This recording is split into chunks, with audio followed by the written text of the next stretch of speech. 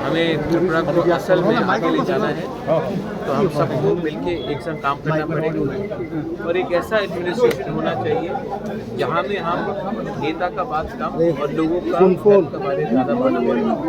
वही मेरा मैसेज होगा। अगर हमें त्रिपुरा को आगे ले जाना है तो थिंकिंग बदलना पड़ेगा, सोच बदलना पड़ेगा और एक ऐसा त्रिपुरा को हमको आगे ले जाना है जो अपने नेक्स्ट जनरेशन के बारे में चिंता करे। आपने सर बहुत कुछ रिफॉर्म्स की बात की है जी, तो अगले दिन कैसे काम करेंगे? हम इसका काम मैंने अभी से शुरू कर दिया है और आप आने वाले 10-15 दिन में इसका बहुत असर भी देखेंगे। कौन सी चीज़ के ऊपर प्रायोरिटी देंगे? Education is the most important thing, health, drinking water and entrepreneurship and also मैं एक सिस्टम को थोड़ा बदलना चाहता हूँ जहाँ में जो लोग पॉलिटिक्स नहीं भी है लेकिन उनके पास शिक्षा, नॉलेज और एक सोच है, उनको भी मैं वैसे EDC में